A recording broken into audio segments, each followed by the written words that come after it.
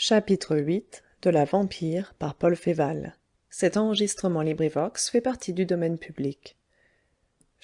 VIII le narcotique. À dater de cet instant, tout fut confusion et ténèbres dans la cervelle de René. La blessure de sa tête rendit un élancement si violent que le cœur lui manqua. Il crut voir une main qui saisissait la chevelure laineuse du nègre et qui le rejetait en arrière. En même temps, un mouchoir se noua sur ses yeux et un bâillon comprima sa bouche. C'était un luxe de précaution. On le prit par les jambes et par les épaules pour le placer sur une sorte de civière. Il ne gardait qu'un sens de libre, l'ouïe, et encore la syncope qui le cherchait prêtait aux voix de mugissantes sonorités et le noyait en quelque sorte dans la confusion des langues qui l'entouraient. Une pensée presque lucide restait en lui, néanmoins, au milieu de cette prostration. Elle. Il l'avait entendue, elle l'avait sauvegardée. Elle avait dit « c'est lui ». Lui? Qui? S'était-elle trompée? Avait-elle menti? Les quelques mots prononcés par la voix de femme, si douce dans son impérieuse sonorité, furent du reste les premiers et les derniers. René eut beau écouter de toute son âme, ce fut en vain. Elle ne parla plus. La force l'abandonnait peu à peu. Le sommet de son crâne était une horrible brûlure. Au bout de quelques pas, il perdit le sentiment. La dernière parole qu'il entendit et comprit lui parut la moins croyable de toutes. Ce fut le nom de Georges Cadoudal, son oncle. C'était une riante matinée de la fin de l'hiver. Le ciel était bleu comme au cœur de l'été et jouait dans les feuillets d'un bosquet en miniature composé de plantes tropicales. Le lit sur lequel René était couché regardait un vaste jardin planté de grands arbres aux branches dépouillées. À droite, c'était la serre qui épandait de chauds et discrets parfums. À gauche, une porte ouverte montrait en perspective les rayons d'une bibliothèque. Le lit avait une forme antique, et ses colonnettes torses supportaient un ciel carré, habillé de damas de soie, épais comme du velours. Les murailles, revêtues de boiseries pleines, aux moulures sévères, avaient un aspect presque claustral qui contrastait singulièrement avec les décorations coquettes et toutes modernes de la serre. René avait dormi d'un sommeil paisible et profond, s'éveilla reposé. Sa tête était lourde, un peu vide, mais il ne ressentait aucune douleur. Voici ce que vit son premier regard, et peut-être que sans cet aspect, explicatif comme les illustrations que notre vieil enfantillage ajoute à tout texte désormais, il eût été bien longtemps à repêcher les vérités éparses parmi la confusion de ses souvenirs. Dans la serre, à travers les carreaux, il aperçut le nègre géant, qui fumait une paille de maïs bourrée de tabac, couché tout de son long qu'il était sous un latanier en fleurs. Ce nègre regardait en l'air avec béatitude le vol tortueux des fumées de son cigarite et semblait le plus heureux des moricaud. Rien dans son affaissement paresseux n'annonçait la férocité. Il n'avait plus ce couteau aigu et diaboliquement effilé qui avait été si près de faire connaissance avec les côtes de notre jeune Breton. Dans la chambre même, et non loin de la fenêtre qui donnait sur le jardin, ce jeune homme très maigre et très pâle, qui avait les cheveux tout blancs, lisait, plongé dans une bergère, et les pieds sur un fauteuil. Il portait un costume bourgeois d'une rigoureuse élégance. René ne vit pas autre chose au premier moment. Mais un autre sens, sollicité plus vivement que la vue elle-même, fit retomber ses paupières fatiguées et bien faibles encore. Par la porte ouverte de la bibliothèque, un chant venait, accompagné par les accords d'une harpe. La harpe était alors à la mode, et toute jolie femme faisait faire son portrait dans le costume prétentieux de Corinne, les pieds sur une pédale, les mains étendues comme 10 pattes d'araignée, et grattant sur l'instrument théâtral par excellence des arpèges solennels comme une phrase de madame de Staël. La guitare vint ensuite, terrible décadence des dernières années de l'Empire, et transition langoureuse à la migraine que l'abus du piano épand sur le monde. Des 3 instruments, le plus haïssable est assurément le piano, dont les Anglaises elles-mêmes ont fini par comprendre le clapotant clavier. Il n'y aura rien après le piano, qui est l'expression la plus accomplie de la tyrannie musicale. La guitare faisait moins de bruit. La harpe était belle.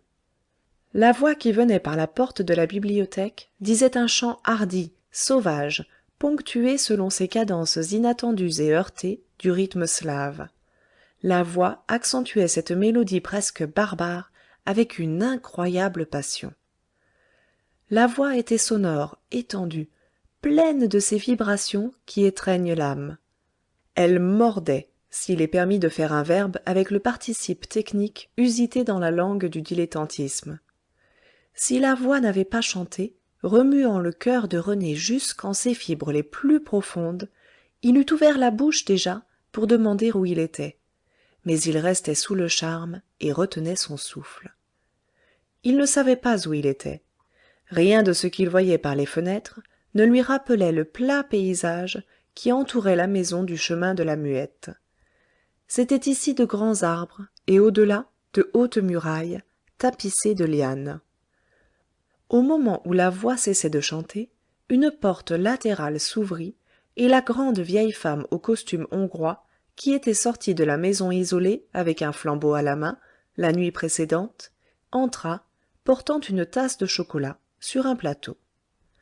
Le bruit de son pas fit tourner la tête au jeune homme maigre et pâle, coiffé de cheveux blancs. « Salut, Domina Yanusza !» dit-il avec une railleuse affection de respect. La vieille fit une révérence roide et digne. « Je ne suis pas une maîtresse, je suis une servante, docteur Andrea Ceracchi, » répondit-elle en latin. « Voulez-vous me parler une fois sans rire, vous qui devriez toujours pleurer, depuis l'heure où votre frère tomba sous la main du tyran ?» L'italien eut un spasme qui contracta ses traits, et ses lèvres minces se froncèrent. « Le rire est parfois plus amer que les larmes, bonne femme Paraxin, » murmura-t-il, employant pour lui répondre le latin tudesque qui leur servait à s'entre-comprendre. « Docteur, dit-elle avec une emphase étrange, moi, je ne ris ni ne pleure, je hais. On dit que le général Bonaparte va se faire acclamer empereur. Si vous laissez aller, il ne sera plus temps. »« Je veille, » prononça lentement celui qu'elle avait nommé Andrea Ceracchi.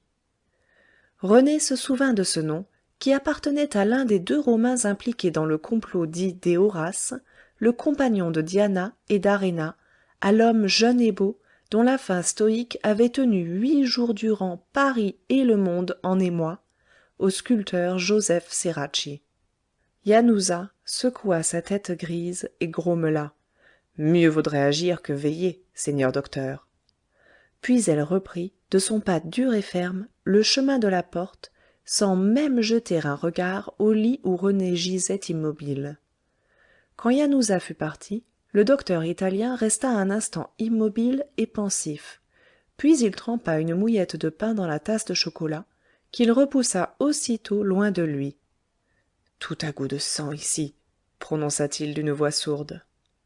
Depuis quelques minutes, les paupières de René s'appesantissaient de nouveau, et un sommeil irrésistible le cherchait. Ces dernières paroles de l'italien arrivèrent à son oreille, mais glissèrent sur son entendement. Soudain un grand bruit se fit à l'intérieur de la maison. Ce n'était ni dans la serre, ni du côté de la bibliothèque. René crut entendre un cri semblable à celui qu'il avait fait retourner en sursaut, la nuit précédente, quand il était caché dans les framboisiers, devant la maison isolée. Il essaya de combattre le sommeil, mais tout son être l'engourdissait de plus en plus, et il lui parut que le nègre qui s'était levé sur son séant dans la serre le regardait fixement. C'étaient des yeux blancs du nègre que le sommeil venait. Il arrivait comme un flux presque visible, cet étrange sommeil. René le sentait qui montait le long de ses veines, et il éprouvait la sensation d'un homme qu'on eût lentement submergé dans un bain de vapeur d'opium. Il gardait pourtant l'usage de ses yeux et de ses oreilles, mais pour voir, pour entendre des choses impossibles et telles que les rêveurs de l'opium en trouvent dans leur ivresse. 2 hommes entrèrent dans la serre par une porte qui communiquait avec l'intérieur de la maison. il portait un fardeau de forme longue qui donna à René l'idée d'un cadavre enveloppé dans un drap. Le nègre se mit à sourire et montra la rangée de ses dents éblouissantes.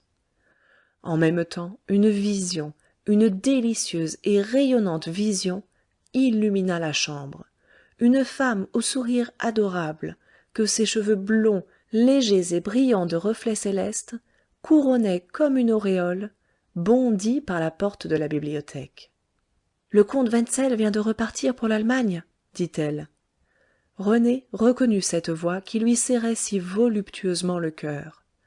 Le sommeil l'enchaînait de plus en plus. Les efforts impuissants qu'il faisait le fatiguaient jusqu'à l'angoisse, et il pensait « Tout ceci est un cauchemar ». Ce nom du comte Wenzel le frappa. Il avait entendu parler de lui au père adoptif d'Angèle, et savait que le comte Wenzel était un jeune gentilhomme allemand sur le point de contracter mariage à Paris. Cela ramena sa pensée vers son propre mariage à lui, ce mariage désiré si passionnément, naguère attendu avec tant d'impatience, et qui maintenant lui faisait peur. Ce mariage qui était pourtant désormais l'accomplissement d'un devoir sacré. Et il s'étonnait de concevoir en un pareil moment des idées si nettes, de suivre des raisonnements si droits. Il s'étonnait aussi du sens particulier que son intelligence attachait à ces paroles, en apparence les plus simples du monde. Le comte Wenzel vient de repartir pour l'Allemagne. Il y avait là pour lui je ne sais quelle indéfinissable menace. Derrière l'harmonie de cette voix, quelque chose raillait froidement, impitoyablement. Il songea « Je me souviendrai de tout ceci et je demanderai conseil au père d'Angèle. » Mais le nom de la pauvre enfant le blessa comme le couteau qu'on retournerait dans la plaie. La blonde ravissante, au sourire étincelant comme la gaieté des enfants, s'était assise auprès de l'Italien et faisait bouffer les plis de sa robe légère. Il y avait en toute sa personne d'inexplicables clartés. Sa robe brillait quand elle en secouait les plis gracieux, de même que ses cheveux scintillaient à chaque mouvement de sa tête souriante. Elle tournait le dos à la serre, où René voyait toujours ce long paquet que les deux hommes avaient déposé au pied du nègre.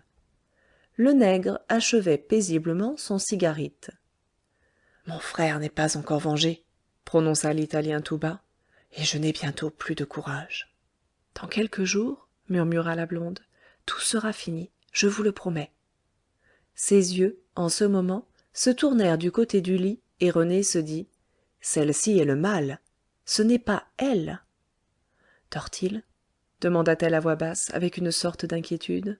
« Il n'a jamais cessé de dormir, » répliqua l'Italien. « Le narcotique était à dose convenable. »« Que voulez-vous faire de lui ?»« Notre salut est ta vengeance, » répondit la jeune femme.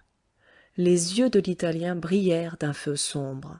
« Comtesse, » prononça-t-il lentement, « j'avais 22 ans quand mon frère est mort. Le lendemain de ce jour-là, j'avais les cheveux blancs comme un vieillard. Je voulus me tuer, un homme me sauva et me raconta que lui aussi avait changé, en une nuit d'angoisse, une forêt de boucles noires contre une chevelure blanche. Cet homme-là m'avait conseillé de passer la mer et d'oublier. Vous avez murmuré le mot vengeance à mon oreille.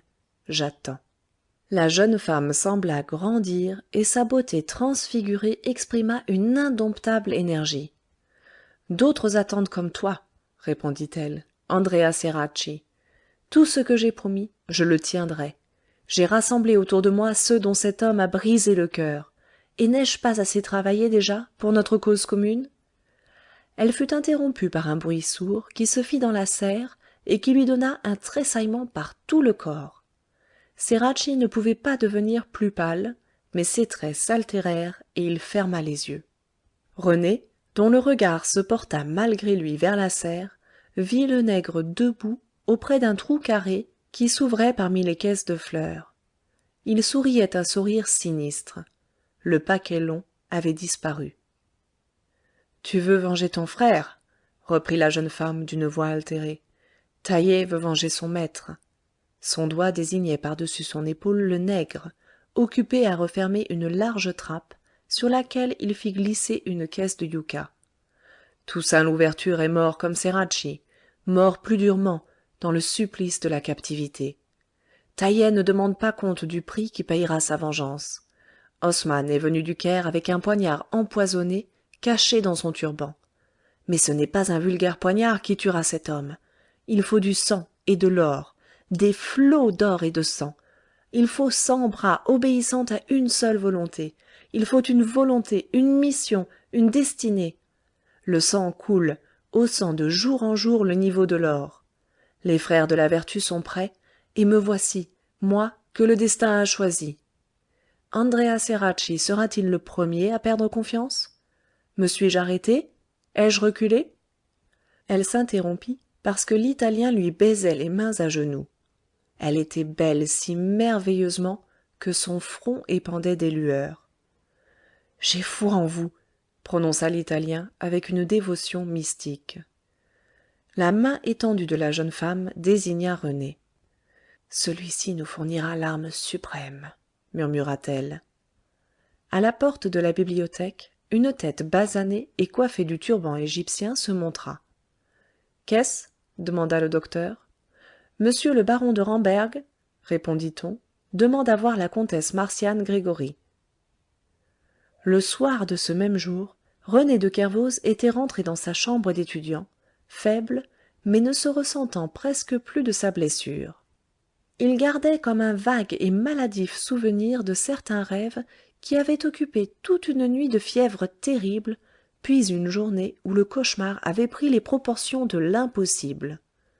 Plus il faisait d'efforts pour éclaircir la confusion de sa mémoire, plus le rêve emmêlait ses absurdes péripéties, lui montrant à la fois le vivant cadavre d'un jeune homme coiffé de cheveux blancs, un nègre couché dans des fleurs, une femme belle à la folie et souriant dans l'or liquide d'une chevelure de fée, une trappe ouverte, un corps humain empaqueté dans un drap. Puis la mégère qui parlait le latin, puis le turc qui avait annoncé le baron de Ramberg, puis encore cette femme à la voix pénétrante qui avait dit « Le comte Wenzel vient de repartir pour l'Allemagne ». Il y avait des souvenirs plus récents et plus précis, auxquels on pouvait croire, quoiqu'ils fussent bien romanesques encore. Vers la tombée du jour, René avait vu tout à coup, au chevet de son lit, dans cette vaste chambre où tous les objets disparaissaient déjà, baignés dans l'obscurité, une femme qui semblait veiller sur son sommeil. Une femme au visage calme et doux, front de madone qui baignait les ondes magnifiques d'une chevelure plus noire que le jais. Cette femme ressemblait à la vision, à l'étrange éblouissement qui avait passé dans le rêve, à la voluptueuse Péri, dont la tête mutine secouait naguère sa blonde coiffure de rayons. Mais ce n'était pas la même femme, oh certes! René le sentait au battement profond de son cœur. Celle-ci était elle, l'inconnue de Saint-Germain-l'Auxerrois. Quand René s'éveilla, elle mit un doigt sur sa belle bouche et lui dit « On nous écoute, je ne suis pas la maîtresse ici. » « C'est donc l'autre qui est la maîtresse ?» interrompit René. Elle sourit, son sourire était un enchantement. « Oui, murmura-t-elle, c'est l'autre. Ne parlez pas. Vous avez eu tort de me suivre. Il ne faut jamais essayer de pénétrer certains secrets. Je vous ai sauvé 2 fois, vous êtes guéri. Soyez prudent. » Et avant que René pût reprendre la parole, elle lui ferma la bouche d'un geste caressant. « Vous allez vous lever, poursuivit-elle, et vous habiller. Il est temps de partir. » Elle glissa un regard vers la porte de la bibliothèque qui restait entr'ouverte et ajouta, d'un ton si bas que René eut peine à saisir le sens de ses paroles. « Vous me reverrez. Ce sera bientôt, et dans un lieu où il me sera permis de vous entendre. En attendant, je vous le répète, soyez prudent. N'essayez pas de questionner celui qui va venir, et soumettez-vous à tout ce qui sera exigé de vous. » La main de René éprouva une furtive pression, et il se retrouva seul. L'instant d'après, un homme entra, portant 2 flambeaux. René reconnut ses habits sur un siège auprès de son lit. Il s'habilla avec l'aide du nouveau venu, qui ne prononça pas un seul mot. Il ressentait une grande faiblesse, mais il ne souffrait point. Sa toilette achevée, le silencieux valet de chambre lui tendit un mouchoir de soie roulé en forme de cravate et lui fit comprendre d'un geste qu'il fallait placer ce bandeau sur ses yeux. Pourquoi cette précaution? Demanda René, désobéissant pour la première fois aux ordres de sa protectrice. I cannot speak French, sir, répondit l'homme au mouchoir de soie avec un accent guttural qui raviva tout à coup les souvenirs de René. Ce brave, qui ne savait pas le français, s'était déjà occupé de lui. C'était bien la voix de Gosier qui avait donné aux frères de la Vertu ce conseil anglais: assommons le maudit coquin. René se laissa néanmoins mettre le bandeau. L'instant d'après, il montait dans une voiture qui prit aussitôt le trot. Au bout de 10 minutes, la voiture s'arrêta. Dois-je descendre? Demanda René. Personne ne lui répondit. Il ôta son bandeau et vit avec étonnement qu'il était seul.